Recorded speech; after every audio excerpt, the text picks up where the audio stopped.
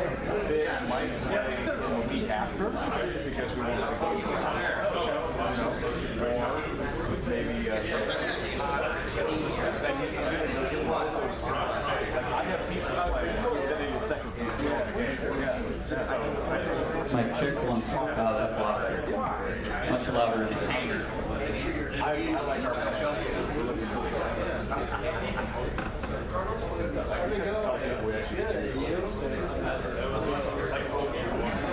Friday and Saturday. We didn't start the last week.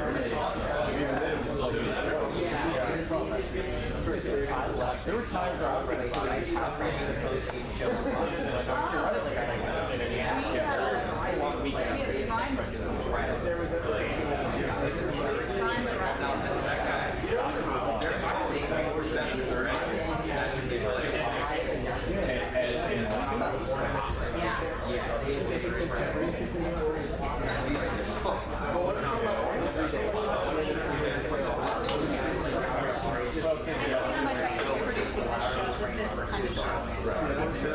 shape with this kind of Colorado, pretty good.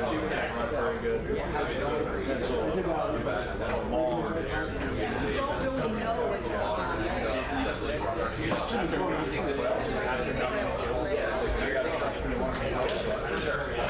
And a quarter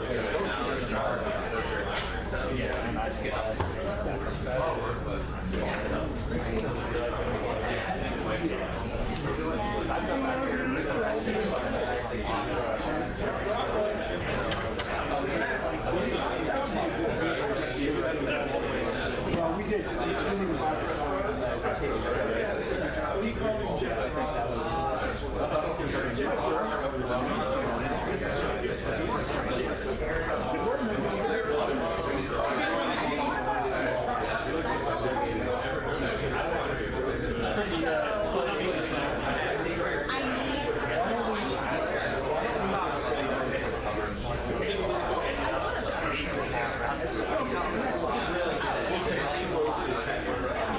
Chaos that happens after something.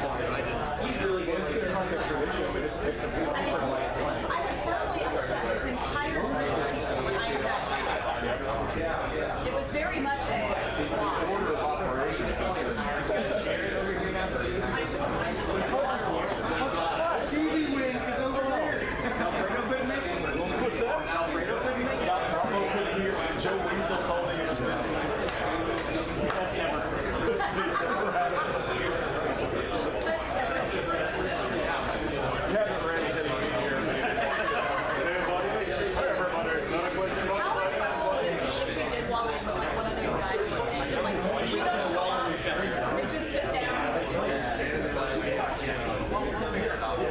I guess we should do it like 5 weeks in, just to screw with people, just call one of those guys and be like, hey, you just walk into the press room, we'll stand up and all day and I'll just see like a prince head, like one of those like just walk in the chair.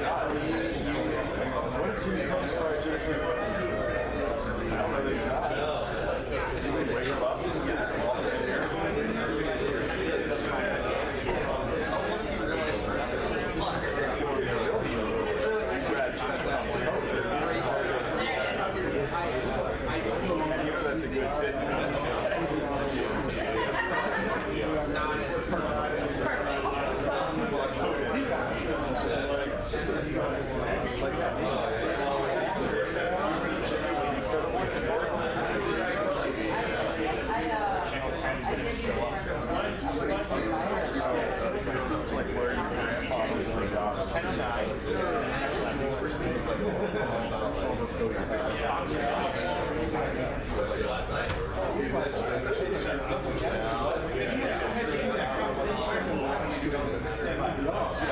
I assume you guys will just be live.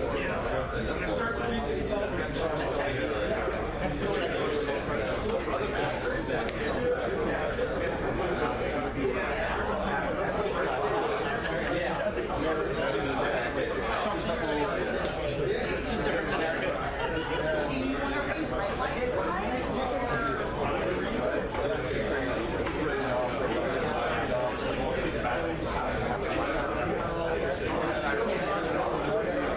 Lots of padding.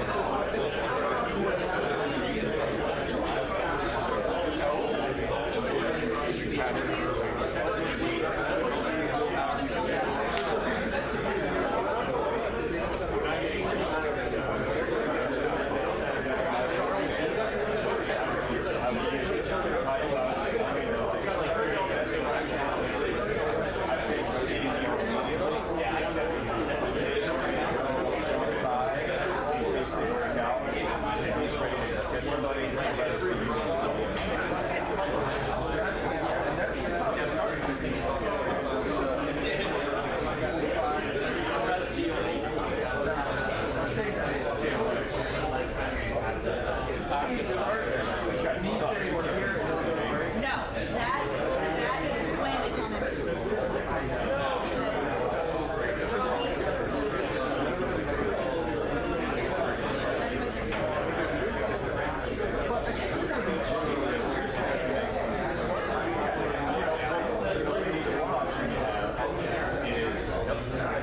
Getting images.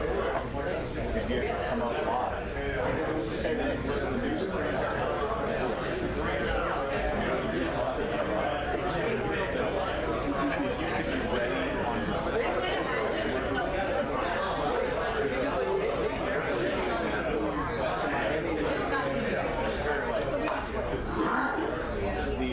The one cool thing you could, and this is a fair question, is you could go live from the side of the hotel. I guess the players turn the corner and walk up to the locker room. You could go live there. That way you could get guys in off the field, video, that live. You do that. Might even get a player live. You know, if somebody's down there. So I think that gives us a lot of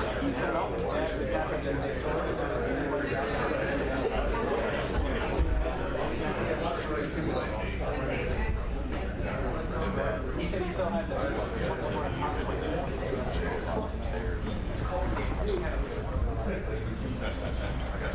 yeah, if you can do that, that's great. Stations we had all the materials. Different people from the house, other than me, who knew what to go cut. And so it was like, I was running back and cutting stuff and running out to the studio. You know, if you've got somebody in the house, it might be free.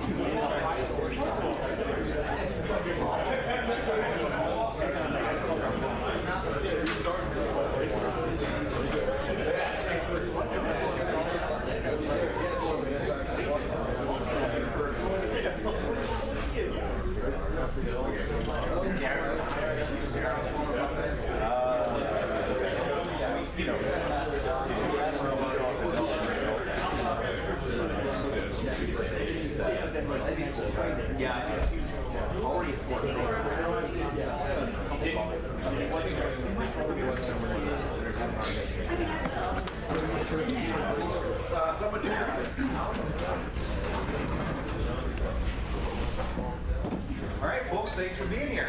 Week number 2. We're going to open it up with John Sperry, WBNS.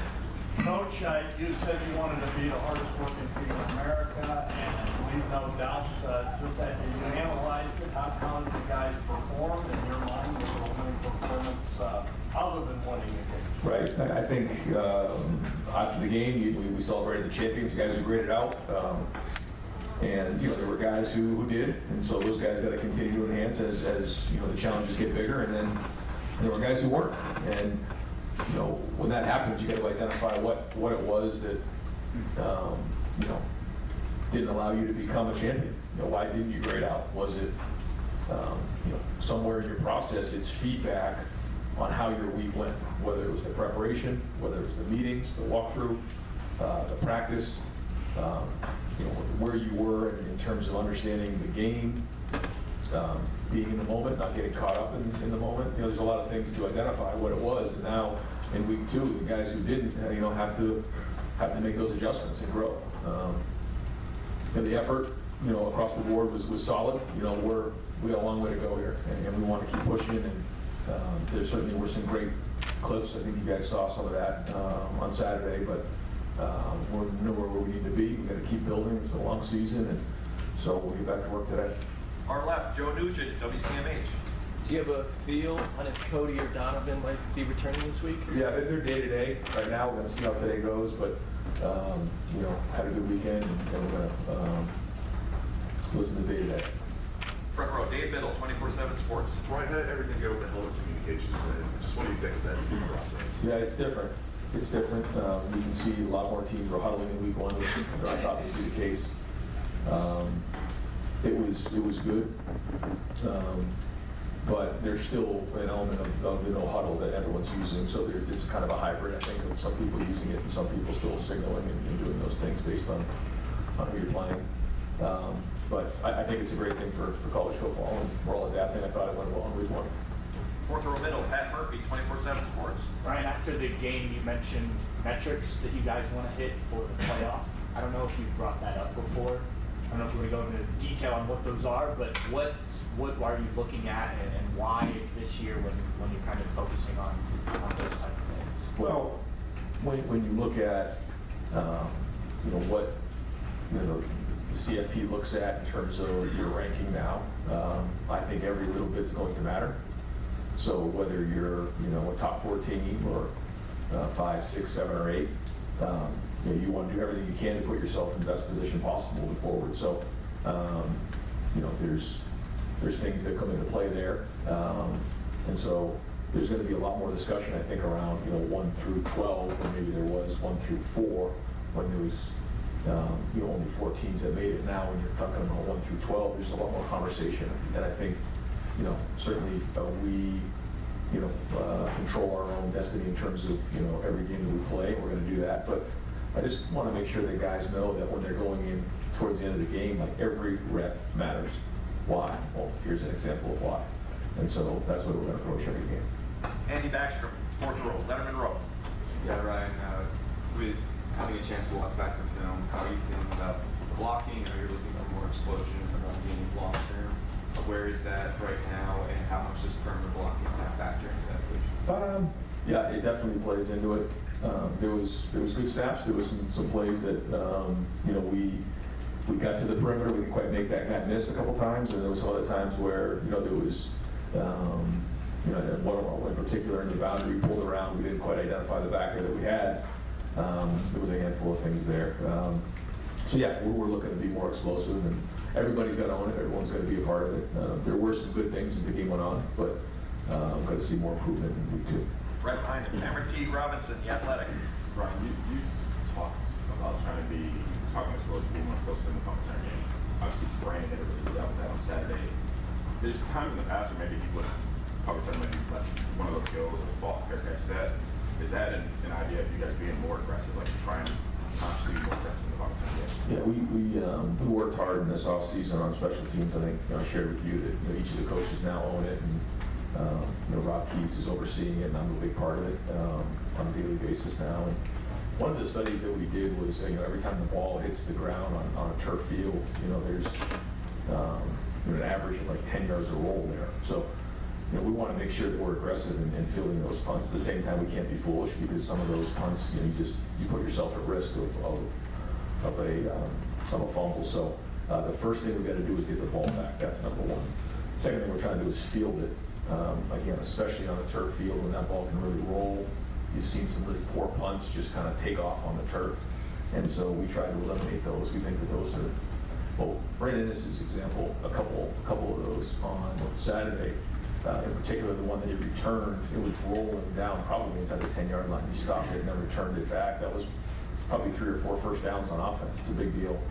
So we're trying to educate our guys. We're also going to be sound and make sure that we get the ball back and turn it down. Second row right, Bill Landis, Kings of the North, and the podcast.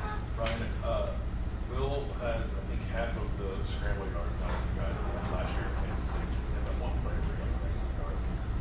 And scrambling to kind of like extend plays, I don't know if he did that a ton in Kansas State. I know he had a lot of design runs, but did he show you guys anything this offseason, whether that's changing his body or just different mentality where he's going to do more to be a little bit more of a playmaker in a situation out there? He can because he's big in the pocket, but he also has speed that once he gets going, you can see that he can hurt you with his feet. I think that's when you look back on what Justin Fields did a great job of was that he would extend plays on third down.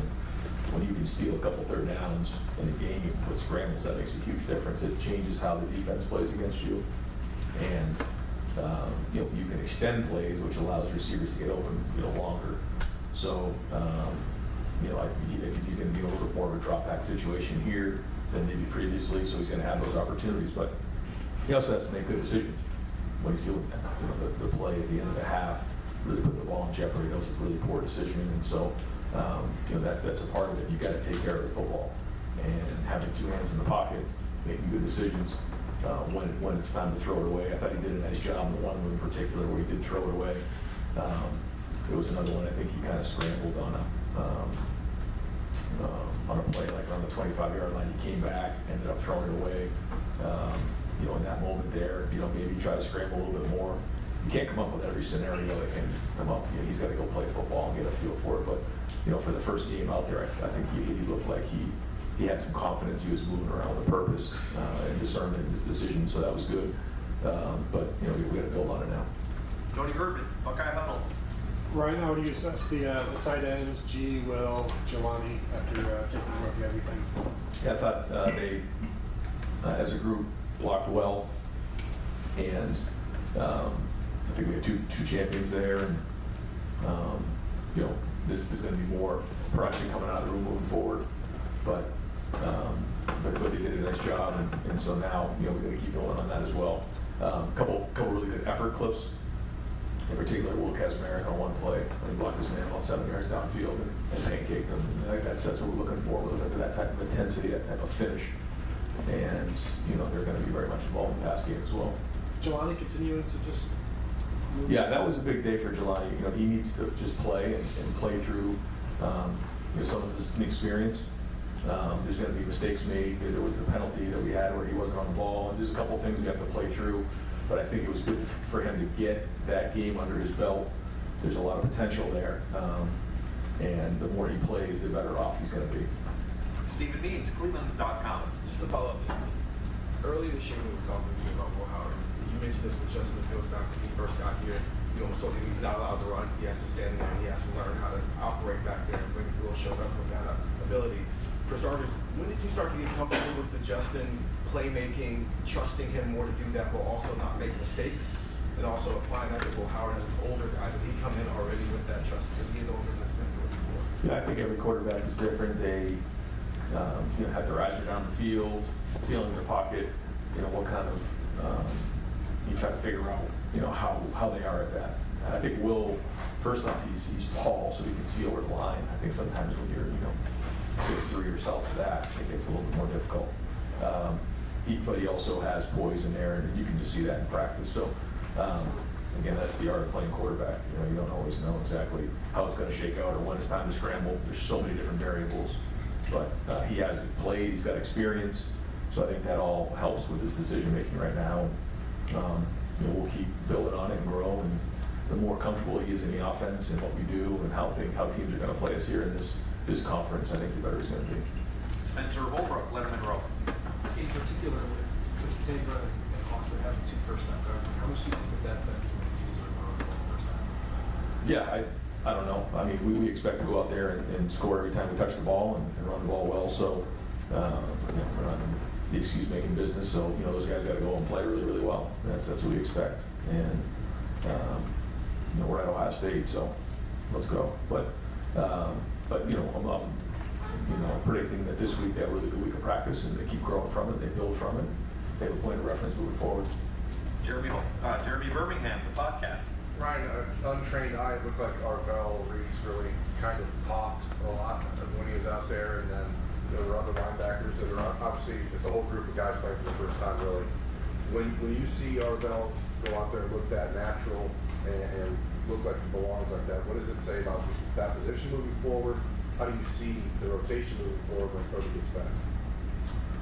Well, the way that Arvell played, he deserves more reps, but I think it has to do with his preparation.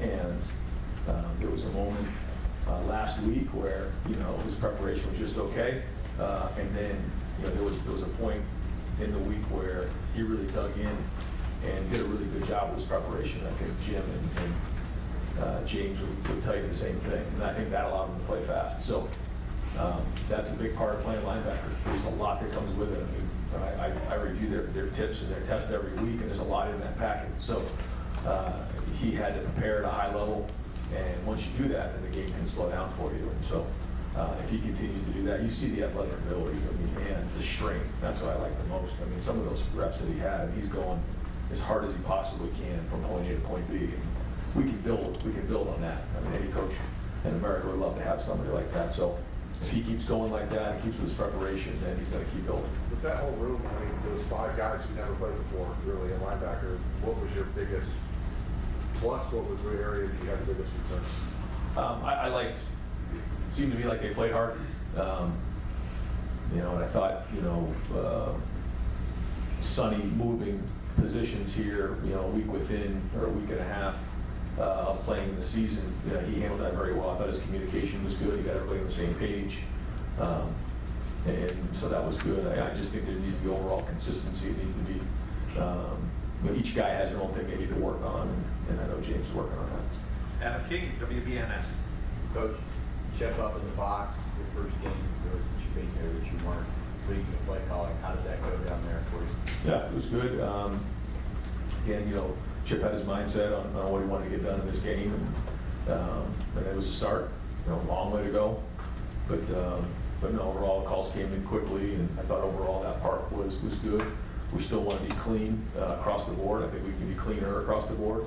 A couple little penalties here and there that we got to clean up, but and again, still same thing, efficiency. I think we can get it out of huddle faster. We can get just sharper in everything that we're doing, but just in terms of the operation of calling a game and all that, it was clear in week 1.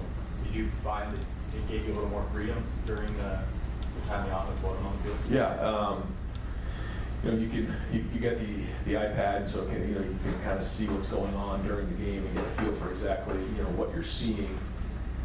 That is new. You didn't really have that before. You're really relying on the guys up in the box to give you information.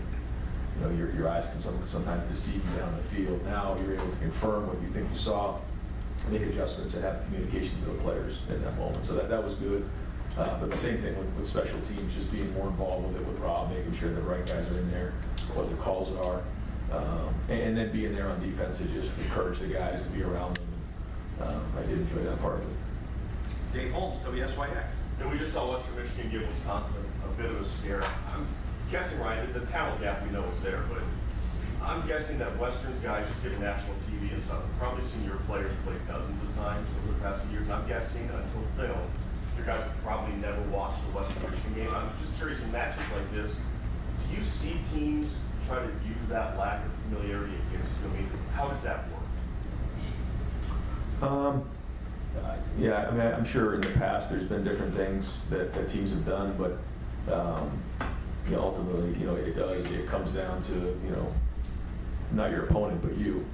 Whether I've been there before on both sides of this, and you just got to come in and do what your guys know, and it comes back to your training in the end. So,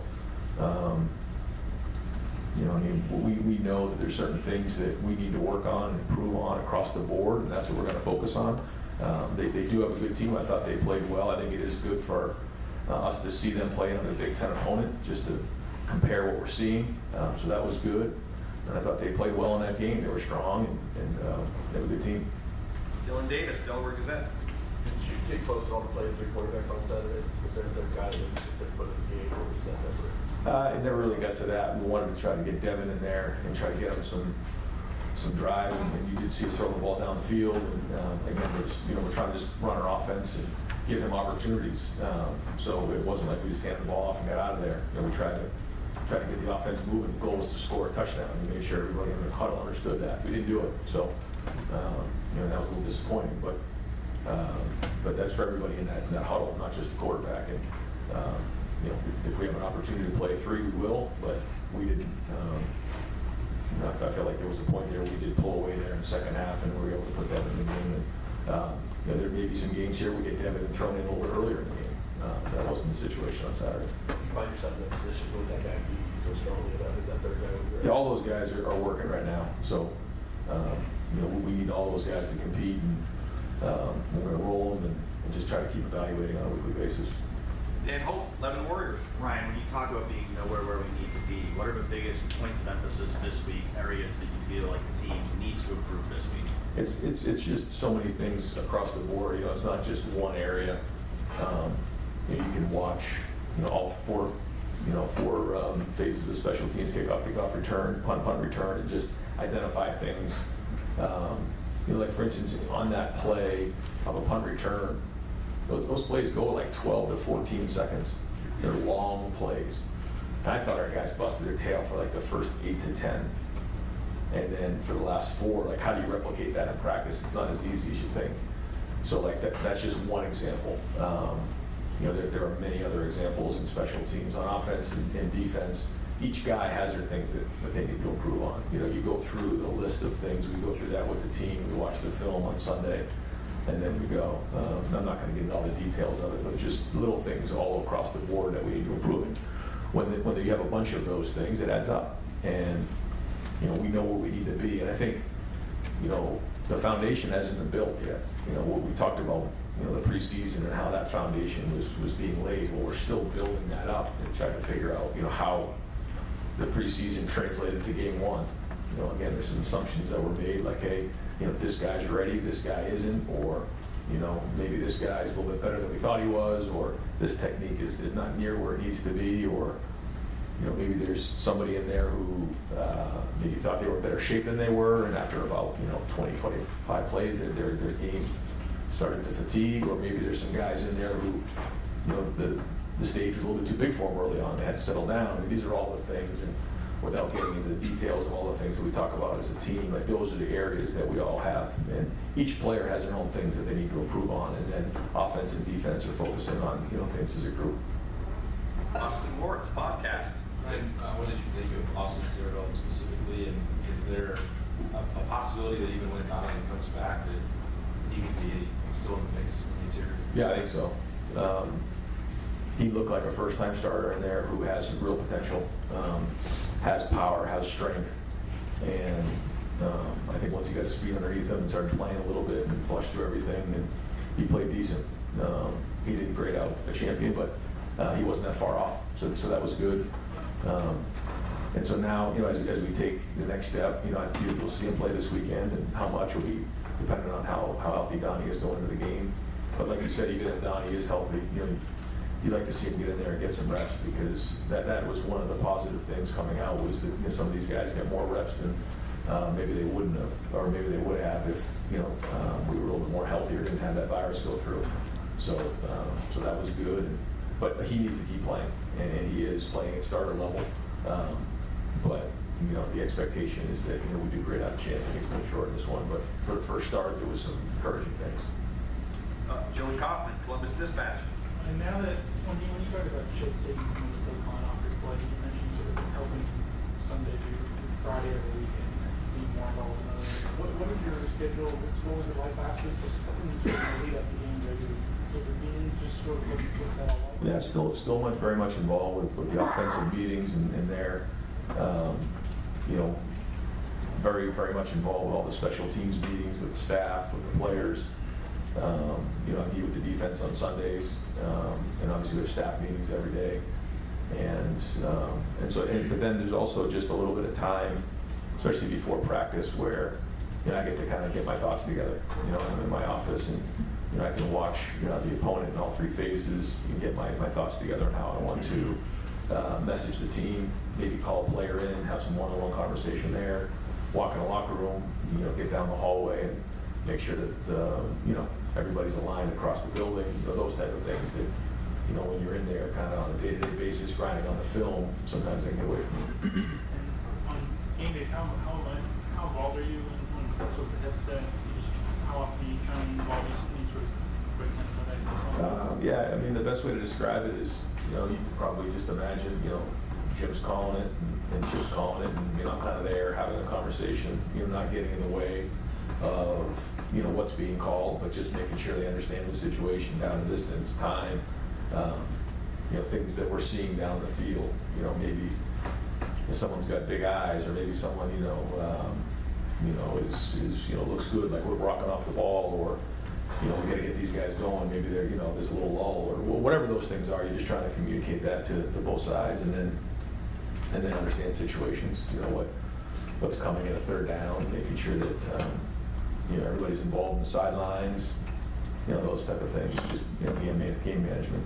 But as soon as a weighting decision you get up, you feel good about weekend now. It's still early, yeah, I would say, but I think what it's allowed me to do, like we've talked about before, is just be more present with everybody, and so far it's been great to do, but still having say in what goes on in all three phases and every day.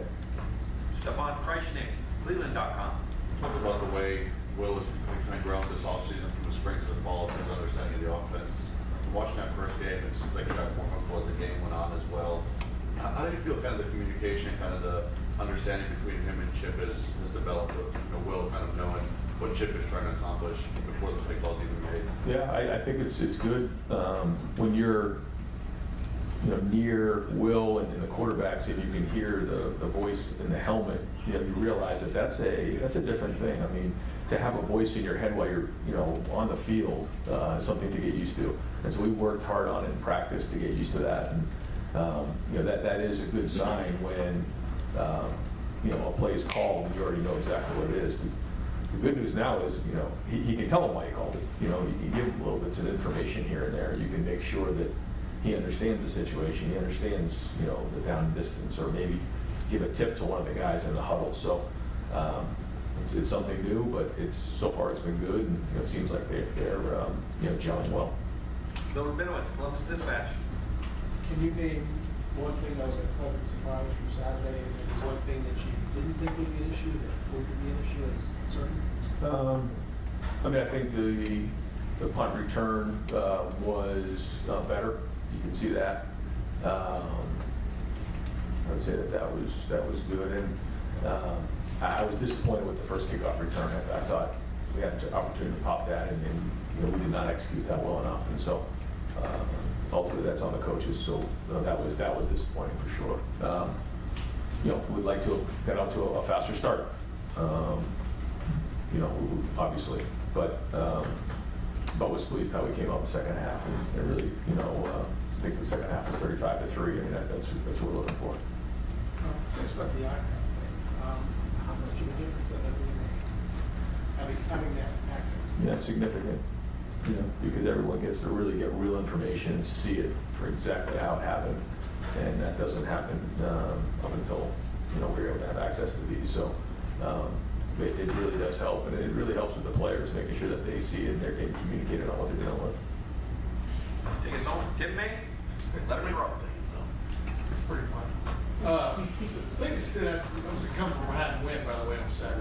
And what kind of stood out to me just watching is how business-like kind of things went with you guys on the sideline. Maybe it wasn't, but like you said, in your role now as like a real head coach, I mean, being able to roam and look at people's eyes and stuff. What did you see about this team that you really liked, during that, because y'all were getting your act together aspect of things? So. No, I think the first thing is that we have to understand that, this is a long road to where we're going. And, it's easy to sometimes hear the noise of down the road or what's coming. And what you have to do is you just have to focus on right now. You have to be in the present. And you'll hear almost every coach in America say the same thing, but it's true. And that's why they say it. And we're not just going to go in there and win the game in the first quarter. It doesn't work that way. We have to stay focused on each play, each drive, each game. Stay focused on the now. Ignore everything else. The good praise, the criticism, the expectation. Any of those things are out of the way. And that's everybody involved. And when we come into the stadium, we have to have a mindset that we get to play this game. This is fun. This is a chance to play. Fun is winning. Fun is executing. Fun is scoring touchdowns. Fun is getting stops. Like that's what it's all about, and that's why we're playing this game. And so, you know, and that you know, you feed off the crowd, and you know, all of a sudden, you know, I think sometimes, you know, it's easy early in the season to, you know, be looking down the road at what's going on, and then all of a sudden, you know, you can find yourself in a little bit of a lull. That's not going to happen. It didn't happen. You know, we responded well and, you know, played really well in the second half. So we're looking to get a fast start on Saturday, and, you know, get out there with great energy and be in the moment and just, you know, maximize every single play the best you can. And so we've got to make sure that that's important. And so, you know, we'll keep reiterating that this week.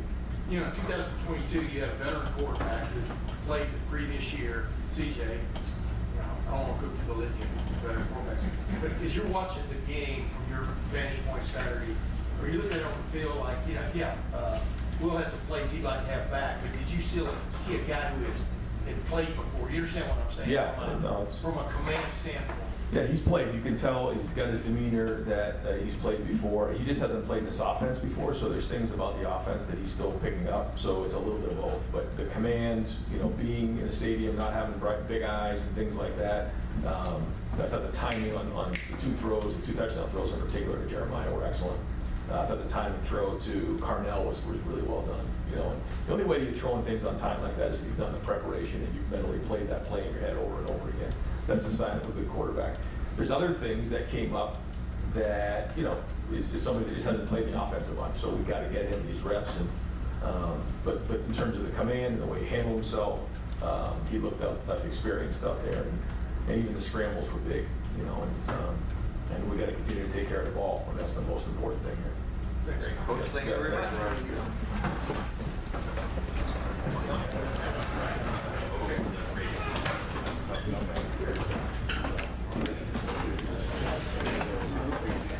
All right, folks, we're gonna have about 12 minutes of Q&As with Chip Kelly. Open it up with second row right, Bill Landis, Kings of the North. What did you learn, I guess, about Will and his ability to kind of be a playmaker outside of their structure? Their routes right in the summer, especially outside. Well, if you had watched him against Case, watched him at K-State, I think you could see that, you know, he obviously can make plays with both his arm and his legs. I think he showed some of that on Saturday, but those are things we were aware of before he actually played on Saturday. And I think he's a versatile guy. You know, I've talked about it before. He can really move for a big guy, and he has a really good understanding of football. You know, he's got a lot of experience, and I think that kind of shown through for him. He still needs to get experience in what we're doing, and that's part of the process. You know, playing the game of quarterback is probably the one position that's so totally different from a practice standpoint to a game standpoint. Because no matter where you are, whether it's in the NFL or high school or college, you don't get hit in practice. You know, and in a game you do. So it's a different kind of mindset for him. But I think we saw some of the things he can do, and hopefully we can build upon that going into week 2. Fourth row right, Andrew Gilbert, Cleveland.com. Chip, you had a quarterback there, the name was Coach on the 13 to 10. Is that about where you want to be every week, or is it going to fluctuate? 43 and 40 would be better. But I don't think we're going to get that many snaps in the game. So Carlos does a great job, Carlos Lachlan, our running back coach, of just keeping those guys fresh and who's in and who's out. So there wasn't a set plan, but, you know, hopefully we run the ball a little bit more. And those numbers are up for both those guys. Third row left, Andy Anders, Leopard Warriors. Sticking with the running game, you know, Travion had a really efficient day. Quinchon, you know, there were some inconsistencies on the plays with Quinchon carrying the ball, and I get there's a lot that goes into that beyond the running back. But is there something to a running back taking time to develop chemistry within a scheme, learning sort of the timing of when they throws? Yeah, I mean, to your point, yes. But I thought Q did a really nice job in terms of what we had designed. Obviously, he can't, he's not blocking for himself. So, you know, sometimes if something breaks down before he gets an opportunity to make a read, he has to adjust and work off of that. So, but I think there's a point to that, getting the chemistry, getting the feel. You know, is our scheme slightly different than what he ran at his other school? You know, there are some nuances to that. You know, being in behind the quarterback and not offset from the quarterback, how much stack that they run when, you know, at his other school. So just getting comfortable in that, and I think that's the process that will continue to go on here at the beginning of the season. Front row middle, Bill Rabinowitz, is Columbus Dispatch. Chip, how much did you unveil in terms of the run game and all the concepts? How much did you keep under wraps in the first game? How much did you learn about what your players can and maybe can't do? Question one. I don't think there's an unveiling or not unveiling. I think everything we do is just game plan specific for who we're playing that week, based upon their personnel and scheme that they deploy. You know, so when someone says, "Hey, you didn't run this," well, maybe that's not compatible to their scheme or to their personnel. So it wasn't like we held anything back or didn't hold anything back. That's the game plan that we put together to go against Akron. You know, and I think I've learned as the game got along. You know, we were probably a little shaky early. Everybody, you know, had a drop early, kind of offset. Will started, you know, 6 of 16, but then finished 11 of 12. So I think once he got settled, everybody started to get settled and get into the rhythm of the game.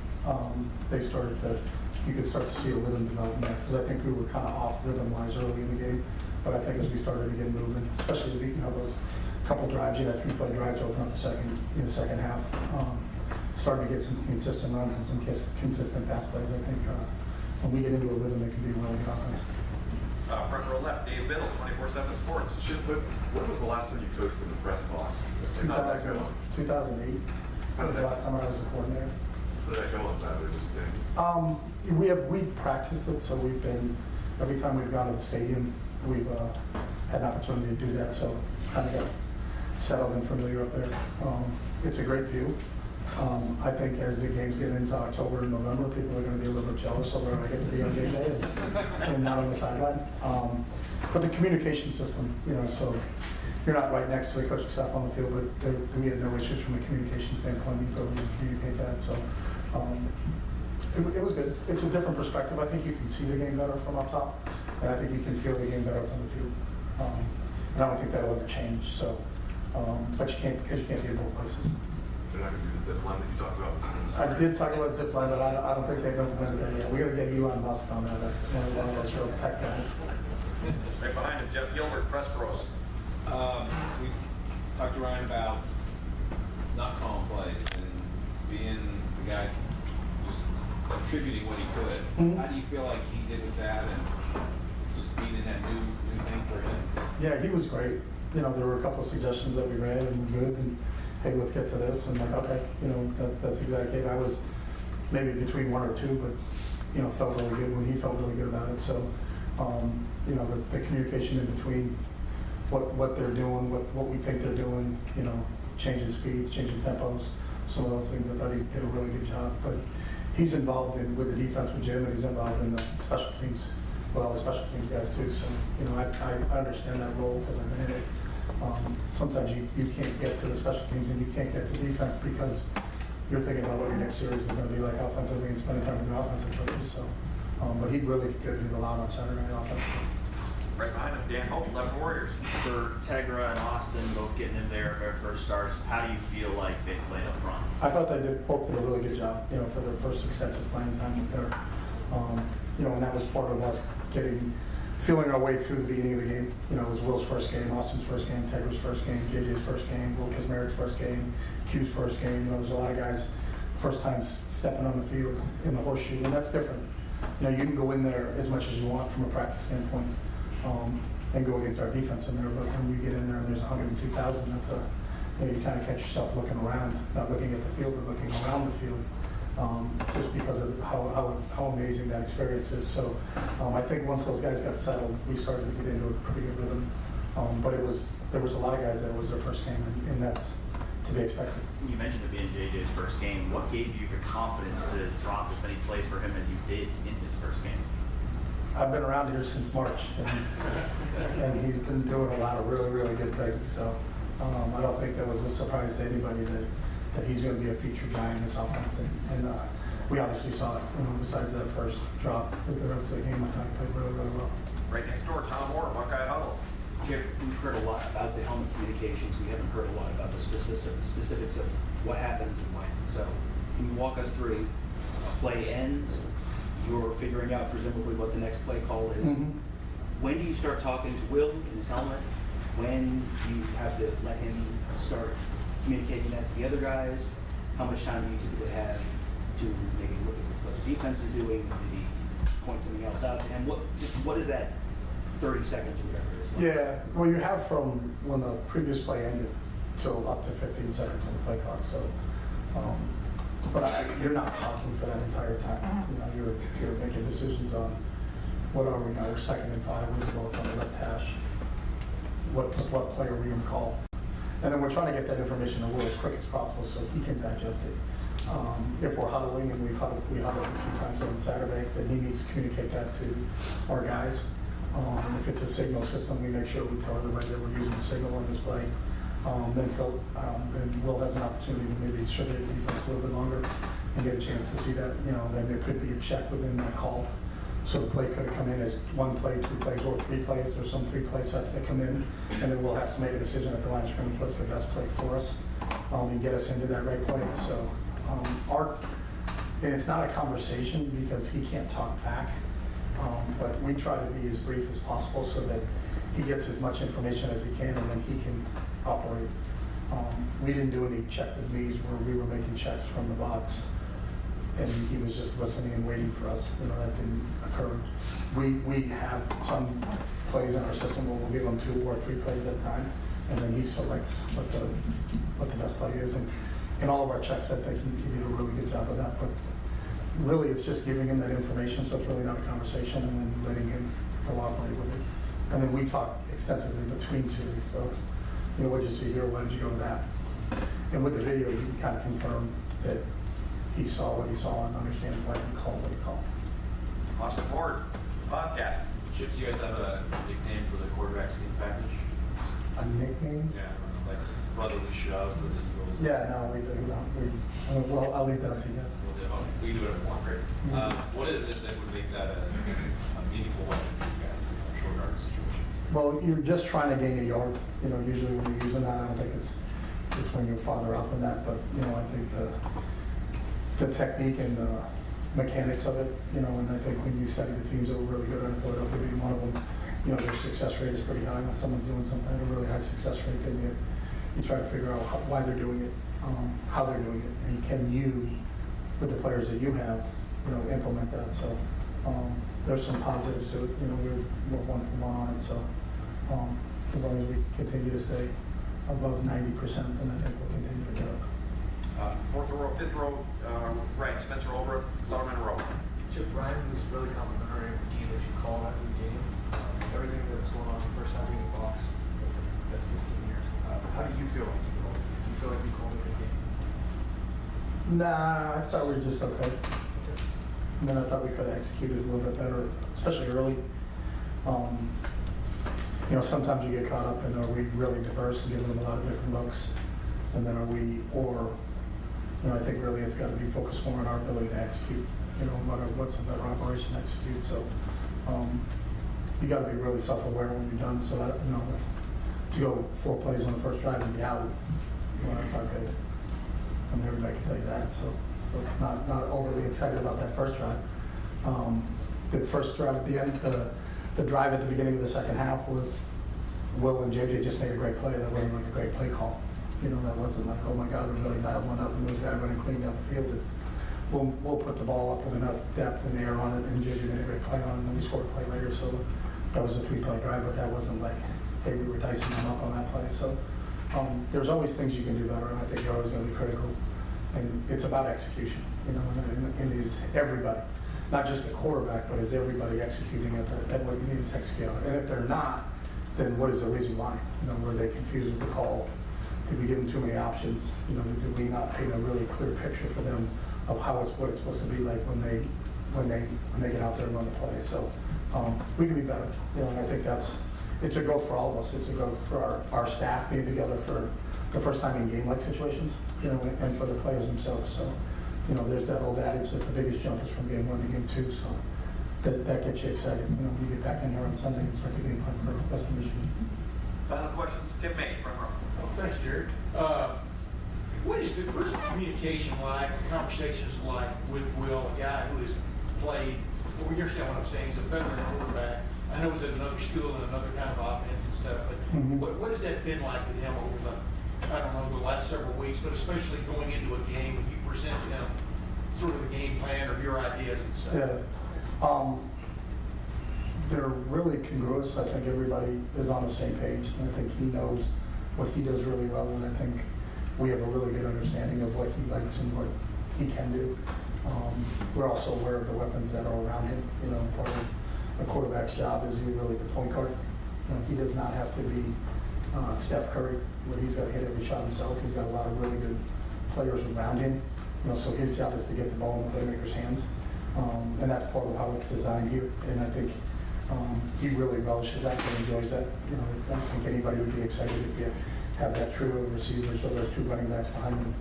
You know, and that offensive line in front of him could be excited about playing quarterback here. So it's been really good, and I think he's mature. I think Will's got a real maturity to himself where he can tell you what he likes and what he doesn't like. You know, and that kind of occurs during the beginning of the week. Is we'll put some things in. You know, and you can tell maybe he's not sure about something at the beginning. Well, let's run it. Let's see what it looks like in practice on Tuesday. Let's look like some things we put on Sunday night when we were in practice. Let's take a look at it. You know, why are we doing this? We want to get it on film and get a chance to talk about it. But he's been really good because there is a maturity, and he's played a lot of football where he can kind of give his feedback in terms of what he likes. Because it never matters. It doesn't matter at all what the coach likes because we're not playing. You know, I want to know what he likes and what he feels really comfortable in because that's what he's going to execute to the best. Yeah, there's a million questions. I want to ask one other question. Did you find yourself Saturday when Quinshon's in the game thinking, I'm going to call this because Quinshon's in the game, when Trey's in the game, I'm going to call this because Trey's in the game. You understand what I'm saying from a running? I do what I'm saying. Yeah, we really don't. You know, I feel like the two of those guys can both run inside the tackles. They're both tough, hard-nosed, physical runners, but they both have speed and athletic ability to get to the perimeter. So, you know, they both had perimeter sweep runs called for them that they ran. They both ran inside the tackles and inside zone and counter. So the unique thing about both those guys is sometimes you have two different type backs. I think with both those guys you can call a similar game plan. And I think James Peoples fits into the same category. So when James got in there, I thought he was really productive in the small amount of snaps that he had. But for a true freshman to come in here and play like James did, and we think he's got a really bright future here. But it doesn't change with him in there either. You know, sometimes you may have a 5'7", 160-pound guy, and you've got to do a lot of free release and not pass protecting. You know, obviously Q can pick up, and then Trey did an unbelievable job in pass pickup the other day. So you don't really have to change what your play calls are depending on what not only the first two, but even the third running backs in the game. Can I ask one other question? How much more of a hallelujah? Ask him. He's in charge. I got no juice. How much of a hallelujah moment is it? You really, after did some things that maybe you weren't expecting, or they hadn't shown on video, maybe. That's what Will pointed out, a couple of blitzes, things like that. But to have a video like Western Michigan having a game under their belt and fresh video of their 2024 defense, how much of a that helps start is because if you ask Wisconsin, I think Western Michigan changed defensively from the year before.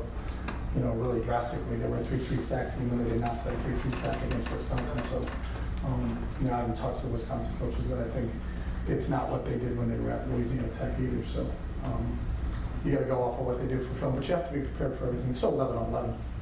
You know, so I think they can draw out some things and do some different things, and they may catch you with something, but there's still a dynamic to how they're going to do it. There's usually 4 down guys and a couple linebackers and some DBs, so we're not going to try to overcomplicate the game too much if we can.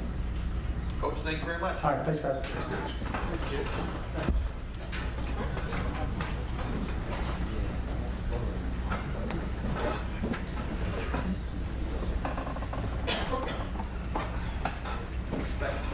Will Howard here momentarily.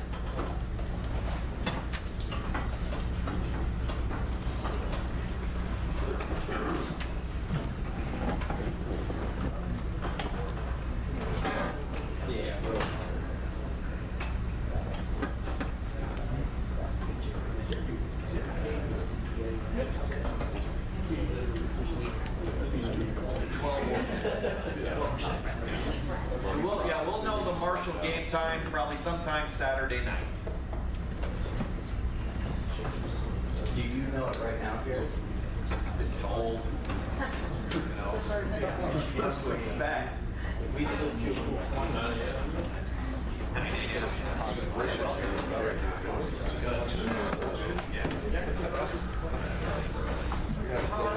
All right. We start out with Will Howard today. Go Andy Baxter, fourth or right, left throw. Yeah, Chip Kelly just said, when you get settled in the game, everyone gets settled in the offense. Do you feel that, first of all? How important is it for them to settle quick for a fast start? Yeah, I think that's huge. I think just being the quarterback of the team, being the kind of the leader, I guess if you will, of the offense. Everyone kind of is looking to you, and I understand that responsibility. I feel like being the quarterback, you kind of have that responsibility of kind of being the we go as I go, and everyone, I want to be that guy that everyone can look to, in the moments and be ready to roll. If they feel that I'm locked in and that I'm settled in, that should be a green light for everybody else. And the more that I can help facilitate that and just practice what I preach and be about it and settle in early, and I think the quicker that we can do that. Over to the right, Adam King, WBNS 10 TV. You've had a chance to look at the film a little bit. Kind of what were you most proud of yourself on Saturday, and where did you see the most room for growth? I think once I got settled in, like you guys said, I think I was most impressed with my decisiveness, and I feel like once I did make decisions, I pulled the trigger and I was ready. And even sometimes I didn't make the perfect decision, but if you're on time and you're decisive with it, then that can kind of make up for mistakes sometimes. But that's obviously not the world I want to live in, and I want to make good decisions so I don't have to get bailed out by being decisive. And that's, I think, the biggest thing is just ironing out some decisions and looking at how we can start a little faster, how I can get into a rhythm a little quicker, and just playing clean, and starting out a little cleaner and not having to. I think we worked through the struggles that we had early. I don't want to say struggles, but some of the sloppiness that we had early, we worked through it and it was good. But we don't want to have to do that, every game. We want to be able to start fast and not have to work through adversity if we don't have to. Third row right, Dylan Davis, Delaware Gazette. What have you seen about Western Michigan on field? As you've got a chance to look at this week, what stands out to you defensively? I think they got a new defensive coordinator. He came from Louisiana Tech, but I think they're doing some different stuff, than they did down there. Pretty standard. It's not going to try and fool you a lot with what they're doing. I feel like on our eyes, but they're pretty good at what they do, and I think they did a pretty good job against Wisconsin last week. They fought hard. I think they have some decent players, some pretty good players inside. One of their corners isn't a bad player. I think we just this week we got to reframe our minds and just attack them however they give us opportunities. Deep right, Jeremy Birmingham, the podcast. Well, a couple weeks ago you talked about not needing to be Superman, right? And then there was one play on Saturday where I wasn't sure if you were trying to be Superman or if you just realized you had a team full of Superman. So you decided that I'm going to just try this and throw it to Trey behind you. When you look at that play coming out of it, what was your thought process, and where do you feel like, how do you avoid that, I guess? Yeah, that is something that I can't do. Just putting the ball in harm's way. We talked about it, and I think it was just, again, me trying to make something happen. When things don't go the right way, but it's just having the wherewithal to know when to try and make plays, and then also be smart enough to not put the ball in harm's way or make decisions that could put the ball like I said, in harm's way. And for me, it's just in that situation, I just got to tuck the ball, go down, and and eat it, because at that point, they got us. They showed a boundary pressure. They brought one from the field. Good for them. But at the end of the day, I just gotta minimize those errors. Putting the ball in harm's way and just taking care of it. And because at the end of the day, possessions and especially in that middle league, taking care of the ball is really important. Fourth row middle, Pat Murphy, 24/7 Sports. Will, Chip was just talking to us about the helmet communication, and I guess I hadn't thought about it this way, but he mentioned he can talk to you, you can't talk back. Yeah. So I'm curious how you handle that, being that it's a new thing. I assume you guys have lots of conversations on the sideline. And then when he gives you multiple plays, just your ability to decipher which one is the right one, how you felt you did that. Well, we've been working with it, since spring, so it's not really a new thing that we have had to deal with. Obviously this year it's new, but we've been doing it for, pretty much the whole time I've been here. So, it is new. But I think you know, for it being the first game, I think we did pretty well with it. You know, I obviously can't speak back to him, so he doesn't know, you know, when I've heard it or what I've heard, or you know, if it cuts out or anything like that. But we're working through those. You know, we have hand signals. If I, you know, throw my hands up, I can't hear you. You know, it's just like little things like that. Like, you know, but at the end of the day, like, it's just kind of working through the progression of it. And I think it was pretty smooth week one. You know, I think we were able to have a little dialogue, you know, on the headset, and I think it's really really beneficial for us. I think, you know, we can continue to move on and keep using it in a good way going forward. Right next door, Tony Girdman, Buckeye Hollow. Will, you got all these 5-star NFL players around you in your first game as a Buckeye. You're the offensive player of the game. What was that like for you? Yeah, that was really nice, but you know, I really don't pay attention to that stuff. I was just worried about, you know, grading out a champion for my team and getting that win, and that's the thing that matters the most to me. You know, obviously, you know, it's an honor to be named that and whatnot, but all that matters to me is getting a win in that win column. And at the end of the day, if I do my job well enough, then you know, we should be able to do that every week, because I mean, we got the guys to do it. We just gotta, you know, be the hardest playing team in America, and you know, and do my job and grade out the champ. Did you grade out a champion? Yeah. Player of the week. Front row right, Austin Ward. Will, you referenced that in the game. There were so many firsts for you, even though you played quarterback for a long time. Doing this at Ohio State for the first time, and routines, traditions, all that stuff. Do you, now that that's out of the way, does this Tuesday feel like you're already into a routine? Does it feel different than a week ago this time? 100%. I think for me, it's just like, you know, getting into the rhythm and doing it once. You know, obviously you can't replicate doing it until you actually do it. I think now that I've done it once, and now that we've had, you know, obviously before going into week one, you know, we kind of had like a week that was sort of like a game week, but you know, it's not actually like it until you get into it. And this is the most normal that our schedule's been, you know, for a in-season week. So I think settling into the routine and, you know, knowing what I'm going to watch, what days, and what, you know, when I'm going to meet with coach, when I'm going to do my own thing, like just kind of getting into that rhythm. And I think this week I'm able to settle in a little more. And I think finding what worked last week, what didn't work, how to change it, how to, you know, manipulate it in a way that can, you know, be the best for me and, you know, for the staff and for everyone. Is I think kind of what we're working through right now. But you know, I think going into this week, you know, for me it was a little bit like an away game almost, like my first home game. But now it's like, okay, you know, I'm settled in. This is the new norm for me now, and I'm like, all right, this is home now, and you know, I'm settled in, so it's good. Deep left, Jeff Gilbert, press pros. I know you're comfortable being a leader on the field and the huddle and all that, but this role here, you come out and talk to us all the time now at this place. How's this feel? Do you like this?